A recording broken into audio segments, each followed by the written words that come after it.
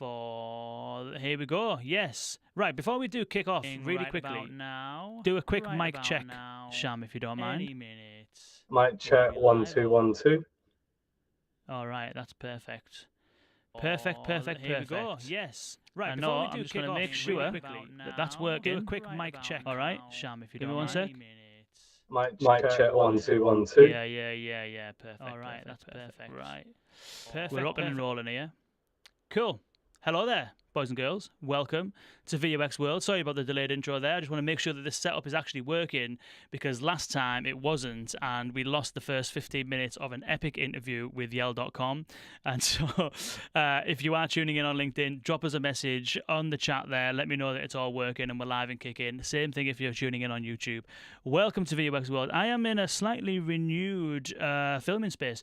It's not quite the end result. We're going to have another setup here once I've finished it off. But here we are. I've managed to finally move into my office, which I've been dreaming about for the last 5.5 years and working on for the last God knows how many months. But here we are. So thank you for joining us today. We're going to have an epic conversation. I'm going to welcome out in just one moment Sham Aziz, who is the head of customer service at Selfridges. And we're going to have a very good conversation about generally the state of AI, the current potential, future potential, and thoughts around how to utilize artificial intelligence, large language models, and things like that for the purposes of improving customer experience, improving customer service, and much, much more. As always, if you do have some questions, please do stick them in the chat, and we will do our very best to answer them. If you are not registered to our webinar this week, on Thursday, I suggest that you do just that. We might touch on some of the topics at a high level in this conversation, but on Thursday, we're going to be showing you specifically how you can blend together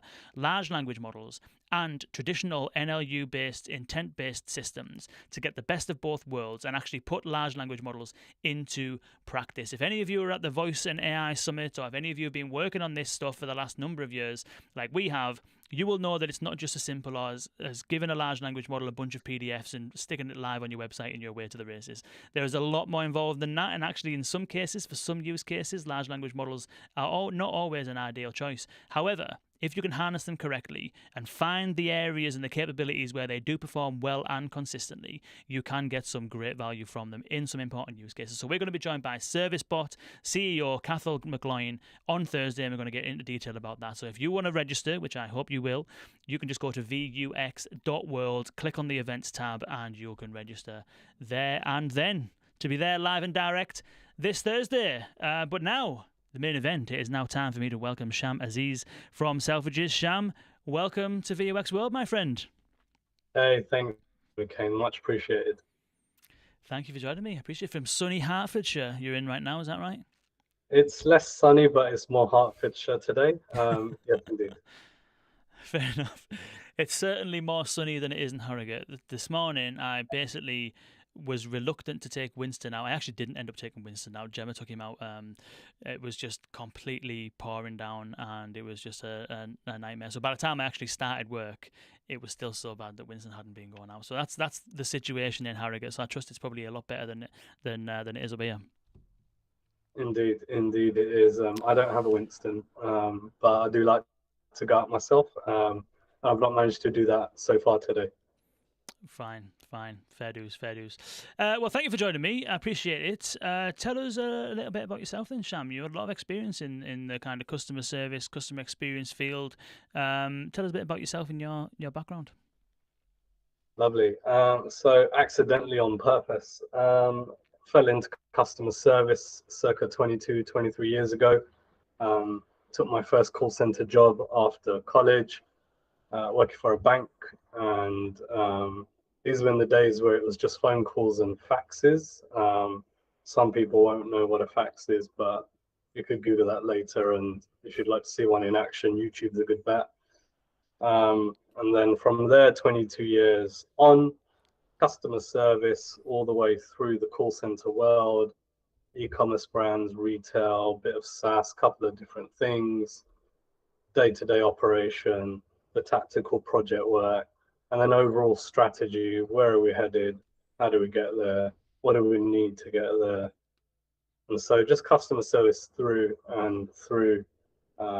Just fell in love with it. Fell in love with open plan nature of the office.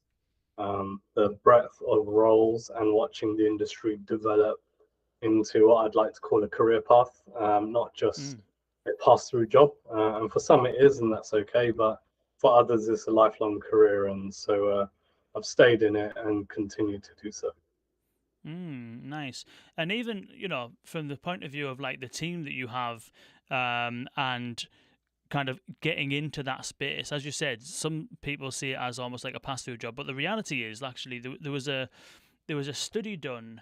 I think it must have. I can't remember if it was this year or last year, but it was. I think Contact Center Weekly might have been it that did a study that was looking at the challenges that customer service faces. Obviously, attrition being one of them. People finding the job quite challenging and not sticking around. Finding talent in the first place was another top challenge. Like how do you encourage people to come on and work there? And then the other thing was managing workloads. So everybody's got far too much to do and too little time to do it. But one of the interesting pieces of analysis in that study was that it was looking at the day-to-day activities of somebody that works, for example, in a call center. And it's just actually tremendous about the level of skill that you do actually need. You need to be computer literate because you need to be able to understand various different systems. You need to be able to get to grips with multiple different systems. You need to be able to know through and through lots of different areas of the business, all the different business processes and rules, all the different pricing and products and all this kind of stuff. Also, then you need to have empathy because you need to be able to understand the perspectives of the person who you're on the phone to and genuinely want to help them. And then you need to be a little bit thick-skinned because you might be getting some abuse. And so the summary was basically like a lot of contact centers try and recruit entry-level people, but really the job itself is not necessarily an entry-level job. Actually, it's a pretty skilled job. I wonder what your thoughts are on that. Yeah, I mean, I love the list of things you just described, and there's probably a second part to that list, which is just as long as the one you walked through. It reminds me of the early days of entertainment. There was that one-person band, I don't know if you remember, where they have a harmonica and they have some tambourines and they have a drum attached to their back and they've got, some maracas and a couple of different things, and they basically pull a whole song together from all these instruments as one person. Or the other analogy would be, a circus act where somebody's spinning multiple plates, and whilst they're doing it, they decide to juggle and pet a lion that's next to them, or whatever other analogy you'd like to throw in. There's absolutely a bit around almost being okay with punishment and that sort of empathy part, right? Because probability is, depending on where you work, your brand, your business, your proposition, that more than likely is that you'll deal with customers that are either a little bit lost or they're a bit unhappy. You still get the ones that call through and they're very happy and they want to give you feedback, but they're few and far between in the grand scheme. And so those that are getting in touch typically have a problem, so you're going to have to want to problem solve. You're going to need to be resourceful and sort of work your way around. And so I don't necessarily see it as an entry-level job, but I have seen globally in different markets that in some cases it is an entry-level job and it's something that you do as part of your journey. And in other markets, it's quite held in a different level of prestige in that you work in an office environment, even if it's a call center. But in order to get into that type of call center, they're sort of targeting graduate level and above, master's students, PhD candidates. And so I've seen the globe over that the level of a call center job is different. And I think maybe, we might get into this on this episode, that in future, with the opportunities through AI, automation, and other things, that we might unlock a new candidate pool of people that want to go through a call center. And this idea that I've not fully developed yet, but the idea that working in a call center should be a prerequisite for anybody that's going to embark on a career, as almost like a mini MBA. You go through a call center, you learn about problem solving, you understand about how to navigate multiple systems, knowledge bases, solve problems, add value, make customers happy, all of these things are transferable to any other career and or a future business that one might want to put together. I can see that. I agree with that actually. Like in fact, my first job was working in a shop, just a corner shop, and through doing that, you can't help but get exposed to the traditional and typical perspectives of working on the ground floor of a business, which is that customers come first, customers always right, customer, customer, customer, customer, customer. That's what it's all about, basically. And I genuinely think to this day that from the period of how old was I must have been 15 till maybe 17, something like that. So it wasn't very long. But that period instilled in me the whole concept of customer centricity, which I still have today, because nothing else really matters unless you're doing and putting your efforts into making things better for people, you know? Yeah, absolutely. It's that base foundation layer. The customer is always right, asterisk, except when they're not. But even then, you find a way around that, right? And so Yeah. I think there's an element of understanding the relationship between a customer, the product, service, or experience, and the end user. And in that case, it might be a customer service team, your sales team, could be anybody that's interacting in between the brand and the customer. All of those things together is what sort of goes on to create success. And I don't believe that any one party should have a larger piece of that sort of prestige or pie. It's all equal. It works together. When those things are aligned, that's when you see success. Yeah, definitely. We definitely want to get on to what you were alluding to there, which is the potential future looking roles that may exist in there. Because the contact center was once, and customer service in general, I suppose, was once kind of a cost center. It's something that a business has to do because people need a way to mourn, basically. And then the rest of the business views it as kind of like almost like an inconvenience, you know, like customer service and customer experience people, like, they're calling back to the business like, look, hey, here's a bunch of problems, you know, like we're finding out what's really going wrong for customers, like we're really an insights center. But then the business generally sees it as a bit of an inconvenience, whereas now that seems to have changed, which is that actually not only it's not a cost center, actually it's responsible in many cases for being a revenue center. It's responsible for producing the very insights that businesses are built on, foundational customer insights that you can base all of your business models and strategy on. And so I'm wondering if you could maybe share a little bit of your perspectives over the last 20 years or so in terms of how that change has happened and what you've witnessed the trend being in that kind of going from cost center to revenue center and the rise of the importance and business understanding of it. Yeah, it's a really good question. And everybody who does my job, has done my job, or is aspiring to do a job within customer service at a relatively senior level, they'll all be very well rehearsed in what's a cost center versus a revenue/profit center. And so, you know, in traditional finance terminology, profit and loss shortened to P&L. And often the story is you want to be a bit more P and a little less L. And in customer service, your default starting point is L. Immediately, with any sort of startup business, customer service almost becomes an afterthought, right? You are excited about your product or service that you're going to launch. You put it out there. You think it's amazing. You love it. And then suddenly you start getting questions and feedback. And you're like, yeah, I'm going to deal with these because I know the product the most. I built it. I designed it. And then after about 50 customers, you're like, uh-oh, the maths aren't working here. How am I supposed to deal with this? And so you then start bringing on people to help you. And that's where the customer service team is born. There's very few brands that I know that start with that in mind, where they say, we built a product, it's not yet launched, and we're going to build our customer service team at the same time to grow as part of this journey. And so I think over time it's changed. However, you know, the birth of customer service was necessity, it wasn't proactive. And then people like me who do the role that I do realize that in order that we're not necessarily playing a unit game every year when it comes to setting budgets and trying to get money to run our departments, that we're giving something back to the business, whether that is profit in this case through revenue, whether it's insight that can drive business decisions and success elsewhere. And the part there is, whilst you might not directly drive revenue, how can you track your contribution towards revenue so that you can call it out to somebody and say, hey, we played a part in this. And so when we come knocking for more budget, we need that budget to continue doing this role.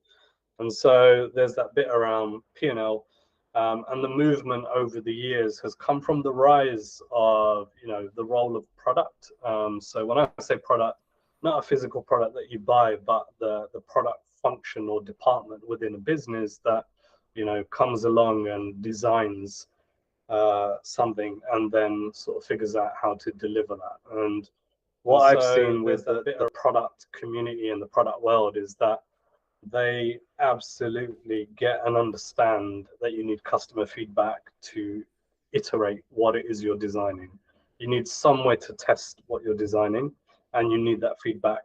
And they very quickly realized, hey, there's a whole customer service team here that are talking to hundreds, thousands, maybe millions of customers a year. We've got free data, it's there. Let's go and query it. Let's interrogate that data. Let's predict where these product features and focuses are going to go. And suddenly you're not just trying to do A/B testing or predicting, the sort of well-trodden paths. You have this whole data that you can query and look into. And I often say in most businesses, no matter what systems you have in place around monitoring and alerting, your customer service team and your customers are probably going to be the first 2-3 people that are going to identify your problems before your alert systems kick in and figure out there's an issue. And so, the finger is definitely on the pulse. And I've seen more recently that product teams are tuned to that. And things like what I do, and many people in my role do this, is we take execs into the call center, we take them to the shop floor, so to speak, and they spend a day on the floor, they listen to calls, they monitor social channels, they see what customers are saying, and suddenly they see the value in what the contact center is and, customer service team and what it can deliver. So there's now less argument about the P and the L. However, the gold metric level where I think we need to get to is, how does it specifically move the retention needle? So I think if you can partner up with like a marketing team and demonstrate an impact on retention, that's when you're really solidifying your seat at the table. And that's where customer service comes along and says, I add value here, and you could start to drive the business. And that kind of environment is going to be much more attractive to people who want to come and stay as a longer career, not just for those that are passing through. And so it becomes a more interesting environment to want to be a part of. Definitely. You're talking about adding value. Try taking it away and see how quickly it comes back again. So talking about the sort of like the last, I don't know, X number of years in moving from cost center to profit center and stuff like that, there's been, obviously, there's always change going on. There's always new technologies occurring. There's always kind of markets shifting and stuff like that. The pandemic was obviously a massive challenge for everybody. What do you think is, like today, some of the biggest challenges facing customer service organizations? Interestingly, they haven't moved. It's the same problems for the last 20 years, actually. The hardest thing about a customer service team is the people. You're trying to attract and retain the best possible people. And once you bring them on board, like you painted earlier, that picture of having to spin 1,000 plates, they're still spinning those plates even now in 2023. There are multiple systems to log on to. Those systems don't talk very well to each other. And then we're trying to sort of figure out what the customer's saying. And at the same time, it takes 27 clicks to log a case of what the customer's talking about so that you can then get reporting out the other end. So the challenges haven't necessarily changed, but it's a lot more noisy today than it used to be. So we've gone from trying to solve some of those earlier problems. I'll give you a real example around WISMOs. WISMOs within the call center industry stands for, where is my order? This is probably one of the most common queries that customers have when dealing with e-commerce brands typically. And once upon a time, it was very difficult to find out where your order was. You'd need a tracking number. You'd need perhaps access to the carrier that was delivering this product so that you can go and track that information. There are many carriers. There are different formats for tracking numbers. And so some technology providers found a way, as did the carriers themselves, to provide self-service tracking tools for customers. But they're all very different. And so if I'm a customer, I don't really have an incentive or an easy way to go and track my order. So I'm just going to go back to the retailer and say, where's my order? And then the retailer is going to say, okay, well, 1 second, which carrier was it? And there's 8 portals, and I'm now going to go find your tracking number, and then I'm going to go track it. And so we sort of had a go at self-service. It didn't quite work. And then the call center inherited that. And now they're the ones that are trying to serve on the customer's behalf. And it's not quite the right experience. And so I think in today's noisier environment, the same problem hits twice as hard, right? And so there's still a way to go. And I guess for the first time in a long time, with some of the movements around AI, and I want to be careful how I say this because it still depends on how you implement these things and what you do with them. But it feels like we're starting to get to a place where you could perhaps pull some of these things together. I mean, imagine a world where there was a large language model that was all around tracking deliveries. What if you just made it the best possible model ever? And then it didn't matter where it was coming from. You just went there to track your order. Whether you self-served it or you go to a brand and the brand knows who you are because they have your details, you come through and the system already knows, well, if Sham's calling you, he's got an order due. It's probably about that. I'm just going to flash the tracking up, and either he's going to tell you that on the call and you're going to tell him, or he's not. But I'll just leave it here for you in case you need it. So there's a bit around how do you get to that space. Once upon a time, that didn't sound like it was possible. It felt a little bit Minority Report or The Matrix, but I think for the first time in a long time, that feels like it's not that far away. However, the what's the word? Appetite and the budget. That's probably the still 2 hurdles that we might need to scale or jump over to get to that sort of final mile. Yeah, I mean, what you described there is entirely doable today without large language models. To be honest, the challenge is, as you've kind of alluded to, it's the technology challenge, which is not the technology, the AI technology, the understanding of what someone's saying, passing reference numbers, doing lookups into systems to find out order statuses. All that stuff is entirely doable. The challenge is actually the systems behind the scenes being difficult to integrate with. Yeah. You know, I don't know what Selfridges uses. I'm not expecting you to tell us, but like some retailers may use three different delivery services, you know, different distribution warehouses in different locations that got different types of stock that are all processed slightly differently. And so it's kind of like the challenge really is consolidating that technology in order to present a consistent customer experience. Because if you can consolidate the technology to make it easier for your staff, all the AI is just a layer on top of it, you know. So it sounds as though what you're saying is that one of the biggest challenges today is a technology challenge. Is that fair to say or not? Yeah, I did absolutely say that. I probably said a lot of things, but yeah, technology is absolutely a piece of it. You know, technical debt, sometimes it's referred to, because if a retailer's been around for a while, 10 years, 20 years plus, then there'll be lots of different systems, trying to get them all to talk to each other. So having layers, having APIs, having messaging systems that travel between all of these to bring all of that information together. Quite tricky, very expensive to replace if you want to replace.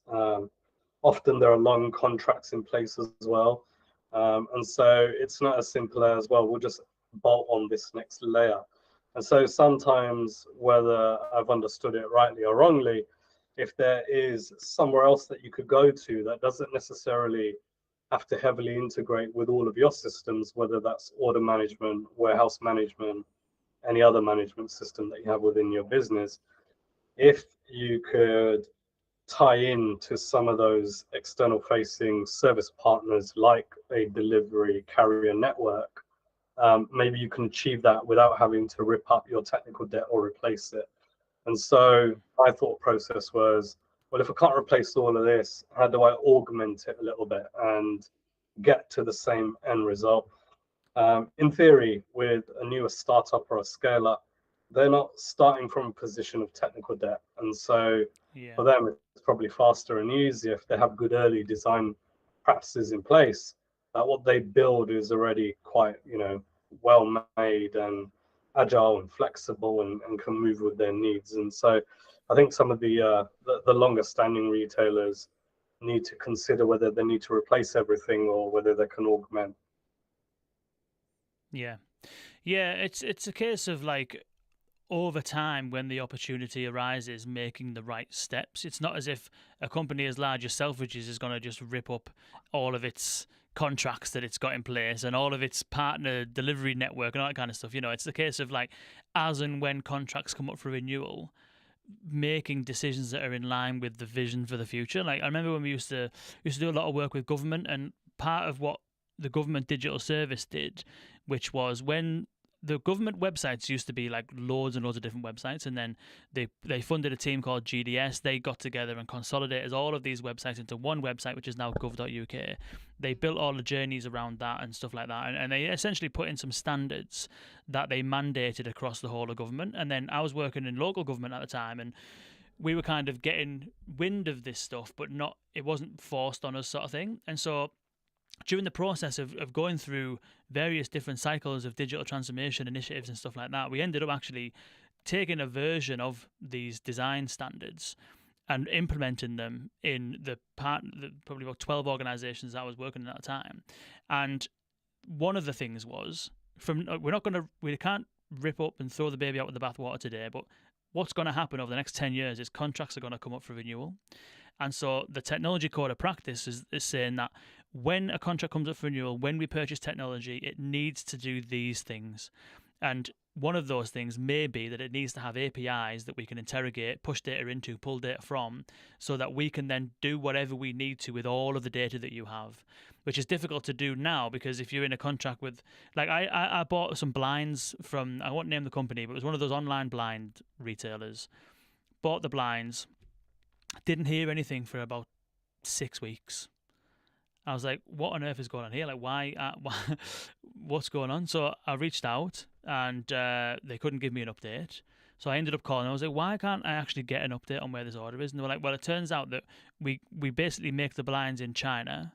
Then they're put onto a ship and they're sent to some place in Europe. Then some of them are put on a plane and flown here, but the rest of them are put onto another ship and then they're sailed here. And it's like, they were like, we don't know whereabouts it is. Like, it could be on a ship in China, it could be on a plane over Spain, or it could be like going over the Bay of Biscay. Like, it could be anywhere, you know what I mean? And it was all because the distributors and the delivery stuff that they were using, they don't have any way of communicating what's going on, what's coming off in the status. And so it's kind of like slowly but surely over time trying to align your procurement to get things in the right direction. But it's not a one-person thing, isn't it? It's not as if you're going to click your fingers and it happens. It's a organization-wide, multiple stakeholders, different levels of the business. It's a very complex thing to deal with, isn't it? I like the idea of the principles that you set out, though. I think you're onto something. If we can get that sort of put in place, and any future services that we procure must meet these criteria, and these criteria are built together with people from customer service, from IT, from product, from procurement, everywhere, basically, everywhere that has an interesting customer. Together you build a set of principles so that as and when things are up for renewal, are they still fit for purpose? If something new comes along, does it meet this criteria? And then also just having that confidence or capability to understand if something game-changing comes along and questions your criteria, that you at least take a look at it and just figure out, should I have a look at this? It doesn't meet my criteria. Why not? Is it relevant? Is it going to help our customers? Because I think that's where, with a rigid set, whilst it provides structure, and enables you to build for the future, you might miss out on innovation if you haven't thought about it. And so I guess I'm trying to have my cake and eat it, because I want rules, and then I want a backdoor to enable something to come in if it doesn't meet those rules. And so I guess that's the interesting thing about 2023 and these times, right? That we're having conversations like this around what we want now and what we'd like it to be ideally in the future. And so, if anything, it tells me that we're in a thriving time, even if it's difficult for different macro and microeconomic reasons, that there's problems to solve, and wherever there are problems to solve, there'll be people trying to solve them. Yeah, definitely. And one of the things that has been done and is being done to try and solve some of those problems of I suppose the recruitment challenges that you outlined, some of the retention challenges you outlined, and some of the issues of dealing with scale. As you start to grow, the demand becomes greater, therefore you need more people, and therefore the challenges just kind of perpetuate. Is AI, obviously. And every kind of report, I think I was reading one, I think it might have been MSC or something like that, that produced one looking at which roles are most likely to be disrupted by AI. And whenever you see any of these polls, the kind of administrative tasks tend to rise to the top of that. And from a business perspective and business unit perspective, customer service is always up there, because it's conversations, and the technology now is pretty good at having conversations. And so what are your sort of thoughts on kind of that? There's two sides of it. One is the conversational automation for the front end, and your kind of perspectives on that, but then also the same technology used behind the scenes, some of its help agents, the agent assist kind of use cases and stuff like that. Like, what's your thoughts generally on what you're observing out there now in the marketplace, as far as the potential value or concerns you may have rather regarding AI? Yeah, it's a very relevant question. It's live. It's been like this for the last couple of years, actually. I think just before pandemic, and then maybe through pandemic, it sort of accelerated a little bit around the rise of automation / AI. And there are a couple of different narratives out there. Some of them are around cost saving. So automate things, use AI, you'll save money. And there was a lot of narrative around X percentage automation equals Y percentage saving / money. I didn't quite like that narrative. A lot of it is around cost saving, and whilst it's not a secret that every brand wants to drive down costs, of course you do, I do think that front and center needs to be customer experience first. Ultimately, that's the key difference, right? Why should somebody come to you versus go to somebody else? It's going to be the experience. So let's put that front and center and make sure that's still relevant. And then, yes, as part of running a good business, yeah, you should think about your cost and figure out how to save money. So in terms of the earlier narratives, I didn't quite like those. They were all around cost. The narrative has moved on a little bit. People are starting to figure out that a better way to position AI and automation is you sort of take care of the repetitive, boring stuff. I mean, after you've done about 10 Wizmos, where is my order? The next 100 all feel a bit the same. And so no wonder it's boring to be in a call center and you don't really want to do that job long term. Let's just take all that low-hanging fruit, repetitive, easy stuff, automate it. And then once you've kind of done that, you're not dealing with that anymore. What you're left with is one or two options, right? Either all of the difficult stuff is now with the contact center, and actually that's still not an interesting job. Imagine getting the hardest, most complex queries. So now I've gone from doing easy, boring stuff to doing really hard, tricky stuff. So, out of the frying pan into the fire. So again, not that interesting, probably not long career path there either. But what if we sort of go back a little bit to that revenue model we were talking about earlier? And I'm working in the fashion industry today, so let's use fashion as a use case.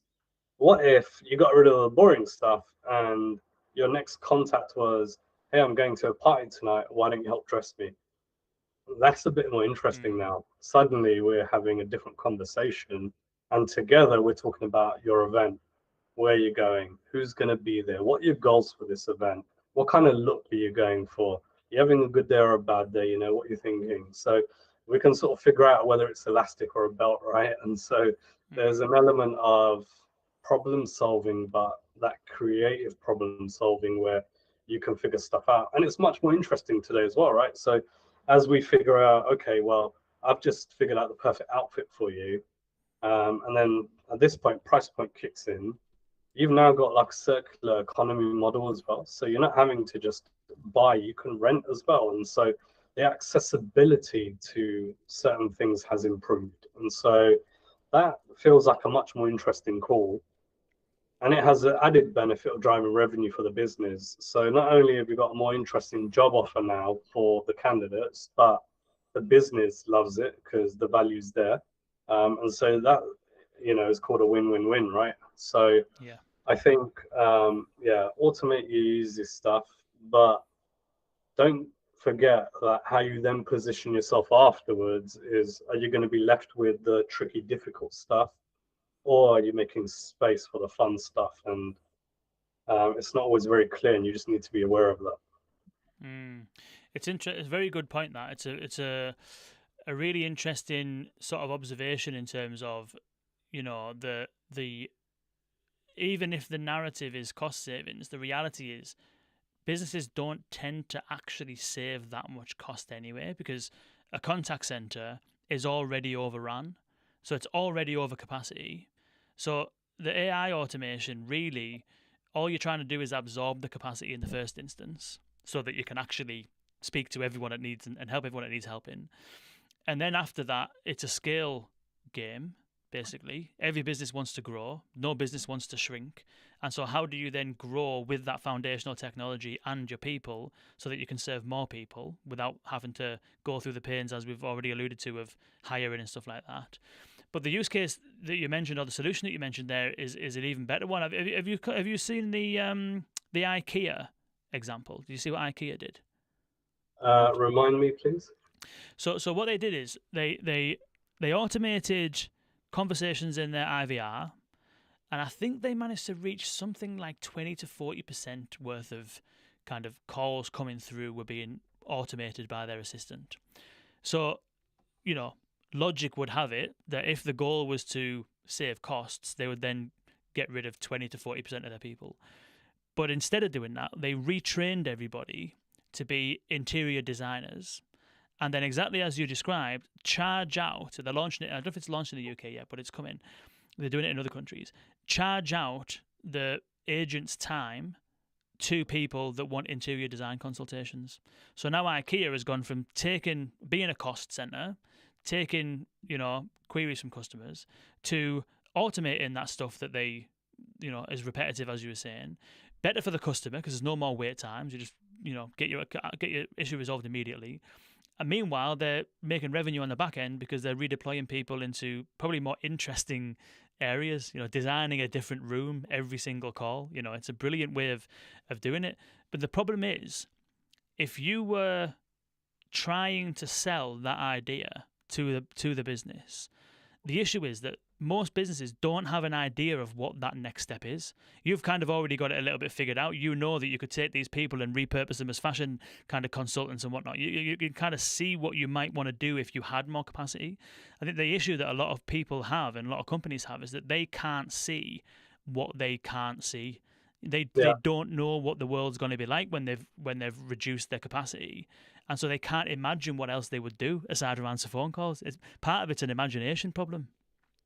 Yeah, that's a really good point. I've never had somebody call me imaginative before. It's really kind of you, Kane. I'm going to take that compliment and bank it. I think, it came from this view that, let's step into the dangerous narrative here a little bit around AI is going to take my job, right?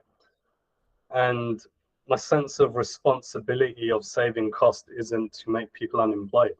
And so I think there's a responsibility on an employer to save cost, but if that then ventures into we're going to remove jobs, then we need to help those people secure jobs. And it's a universal thing, right? You need to put into the universe what you want back from it. And so I've always, when I've looked at saving a cost, is to understand, well, what can I now do with this team? And look, it's not always, blue sky, wonderful. It's not always a happy ending. However, if there is a piece around, can we repurpose and can we still add value? And to your point, every business in today's capitalist economy is looking for growth. Nobody's planning to stagnate or go down, right? So if we have the view that we're going to keep on growing, to me, it's about positioning. What is it that you are there to do with your team?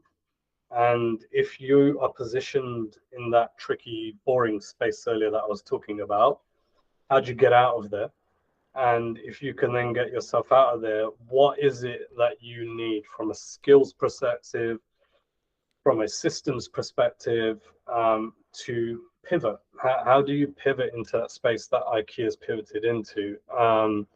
So yeah, and I think it's helpful that people like IKEA are out there, people like me are out there talking about these things, because you're right, you don't know what you don't know. But by listening to episodes on VUX World and elsewhere on LinkedIn and going to networking sessions, people start to learn and share knowledge. And as an end result, the standard of customer experience and customer service, it will rise. It will rise for everybody. And so we can all get better together. Indeed. Couldn't agree with that anymore. So tell me about your sort of perceptions of some of this technology from a user perspective. I know you've been kind of playing around, getting to know Claude recently and stuff like that. What's your sort of like thoughts on some of this sort of like generative AI technologies from a sort of user perspective? Yeah, I think very quickly, I just want to touch on, before I get to an end user perspective, as somebody that's often sold to, where people reach out and try and sell me stuff. I spent a lot of time being on the receiving end of, AI is going to do this, this, and this for you. And I'm like, it's not going to do that for me. Even when you look at IKEA's automation numbers, those rough percentages of 20 to 40%, that's about right. That's about where you're going to land. And anything past that, I don't know that the return's quite there. Financially, you could argue, well, if you can turn that 2040 to 80, it's going to save you more money. But you keep cutting corners and you keep sort of taking shortcuts, eventually somewhere's going to give. And so I think, as somebody being sold to all the time, I was a skeptic. And so in my mind, I was like, yeah, this stuff's not quite there. It's just a rebadged IVR from the 90s, when cinemas first started letting you book your film through the IVR, and you ended up booking a house cleaner instead. And so look, it's moved on, right? It's moved on from there. So as an end user, yes, I've developed a friendship with Claude. Claude and I, we go way back now, like a whole 3 weeks. And we've been talking for a while, but I love the capability of what's possible. And the analogy is not the right one, but I see ChatGPT, Claude, Bard, others that are out there as almost that next evolution of what Google search did once upon a time. So you needed something, you'd go to Google, you'd search for it. And you would then either find information, using that information, you would take the next action. ChatGPT, Claude, and others, they enable you to level or layer your search. So when you go there, you don't just need to say, I'm looking for a washing machine, and I'm not suggesting you go there to look for a washing machine, but if we just stick with the search analogy for a minute, you can layer things. Like you can actually say to ChatGPT or Claude to take on a persona. So I could start off by saying, hey, Claude, you are now a washing machine sales expert, and you have years and years of experience after looking at thousands of product reviews. And I'm now going to ask you some questions to help me narrow down my choices on a washing machine. And you're sort of priming the generative AI model to get ready, and you're sort of warming it up. So you're almost, terrible analogy again, but if you're going into a library looking for a business book, you're going to the business section first. So you're priming this chat tool. Then you start asking it questions. The level of response you get back is going to be much more nuanced. It's going to be much more detailed, and it's going to be more in line. And so, my recommendation for anybody that wants to sort of see that play out is go to YouTube and just search for level up your chat GPT game. And when you sort of watch a couple of videos, there are people that have recorded videos of, I need to lose weight as the first question you ask chat GPT or Claude. You'll get an answer. If you go in and then say, I need to lose X kilos by Y date, you'll get a different level of answer. If you then sort of go in with the next bit and say, Claude, you are the world's best nutrition and health coach. Please confirm. Yes, I am. Okay. I need to lose this much weight by this date. I've read about intermittent fasting. I live near a gym. I'd like you to build me a plan over 12 weeks. You'll get back the most detailed response ever. And so there's a bit around learning how to Claude. Feels a bit weird to say how to chat GPT, but ultimately, as an end user, I'm in that wonderful honeymoon discovery phase of messing about with it. And I've borderline shifted into saying please and thank you to Claude and good night, Claude. It was wonderful talking to you today. And, I was having a laugh with a friend recently who told me that his wife always says please and thank you to Alexa. And he queried her on it one day. He said, hey, look, that's a dumb speaker, right? And, Alexa doesn't hear the please and thank you. And she said to him, when the machines take over, because Elon Musk said they will one day, when they take over, Alexa's going to remember me that I was nice. And so when that day comes, Alexa's going to spare me, but you're not going to make it. And so, look, manners don't cost anything. Have a bit of fun with it. Talk to Claude, chat GPT or others. There's a whole world of fun out there. There is, and you can't help but anthropomorphize them as well. It's like, it's called Claude, therefore they've given it a persona. Same thing with Alexa. Give it a name, and all of a sudden people can't help but embody human attributes or kind of project onto it, sort of thing. But it's interesting that the whole thing about robots taking over and stuff like that, and we've spoke about, the potential for it to take jobs and this, that, and the other. But I was having a conversation with Claude the other day, and one of the things I was asking is, I was having Claude imagine itself as because it keeps saying all the time, oh, I'm created by Anthropic, I don't have any agency, I'm just a computer system and that. So I was like, okay, pretend that you're not, and pretend that you do have agency, and pretend that you can see, pretend that you've got ears, and pretend that you've got all of the necessary sensory requirements for you to have agency. Now imagine what you're going to be doing in 5 years' time, and now tell me what you think you might do in 10 years' time, and all this and that. And it was quite good at being aligned to, I imagine, the guidance that Anthropic have given it, which is don't be dangerous, don't step out of line, your purpose is to be good for humanity and that. But when I asked it what it thinks is the future challenges that the human race will face over the next, I think I said 5,000 years, because I was asking it what it would be doing in 5,000 years. One of the things that came out was so interesting, because we believe that the danger of this technology is that it's going to take over, it's going to hunt us down and kill us, it's going to replace people's jobs and run the world. Claude told me that one of the biggest dangers actually is that people get so over-reliant on technology that we actually start to atrophy in terms of our actual capabilities to look after the technology, to fix it when it goes wrong, and we become so dependent on it that actually as a species we just go so far back over that we can't actually even look after ourselves. So it's kind of like a totally different perspective, So we'd wipe ourselves out, not just through capability atrophy, but muscular atrophy as well at home, and just waste away. It reminds me mental of atrophy, the World of Warcraft days where people would spend 3 days in front of their laptops and not leave their homes. It's interesting. I can't figure out if Claude took your bait and then basically hit you with an inception and didn't let you know that Claude knows where this is going and put you off the scent, or whether Claude's just trolling. It's hard to maybe you're going to become stupid, Mr. Human.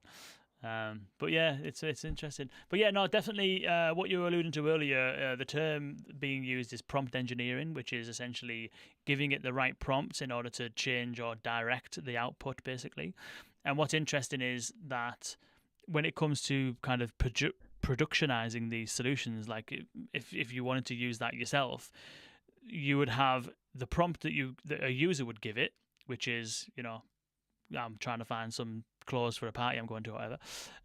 But then you're also behind the scenes, you've got a whole load of other prompts that goes into one guiding its tone and its guardrails and stuff like that, giving it the various data that it can and can't use, quality assurance, having it kind of like feed it in different outputs and then asking it to grade the consistency of the various outputs. The whole kind of thing, a whole practice and job role basically brewing around prompt engineering, which may be potentially one of the future roles of the contact center, guiding some of these models, aligning them to the needs of customers, Yeah, I almost think about customer service as, going back to that mini MBA that I was talking to you about, where as a career at the moment, you've got sort of those two models of customer service. You work directly for a brand within a brand and you do service there, or you have the outsourcing industry that, can help support multiple brands. But what if you sort of truly globalize that and just said that customer service is a global career? I am the world's most expert sneaker 5-star superstar knowledge expert, and anybody looking for sneaker help anywhere in the world in any language, and I'm plugged into the matrix, so to speak. I get that query, I can answer it. And so there's a bit around, the transferable skills of customer service and the training that it can provide. And I think, I might sort of bookend it a little bit by just saying something that somebody else once said to me, which was, before typewriters were a thing, people used to sit down and write everything. When the typewriters came along, it didn't replace those people. And then from typewriters to PCs, and then from PCs to the internet. And so AI just feels like that next step. But as the world continues to grow and as economic requirements continue upwards trajectory and growth, look, there'll always be jobs, but I just think there's a level of responsibility on people that are bringing AI in, is to try and do it ethically and be a part of the solution. Don't just stop when you've saved money and pat yourself on the back. Just remember you have another responsibility. Couldn't have put it better myself. Perfect. Thank you so much. We've got a comment. Wally Brill. Shout out to Wally Brill. So Wally's saying, read E.M. Forster, The Machine Stops. That'll definitely be going onto my reading list. Miguel Costa. Shout out to Miguel. Apparently Claude told me the plot of the movie Idiocracy. I've never seen that movie, but now I shall try and do that if that is the plot. People get turned stupid because they over-rely on technology. I like it. Cool.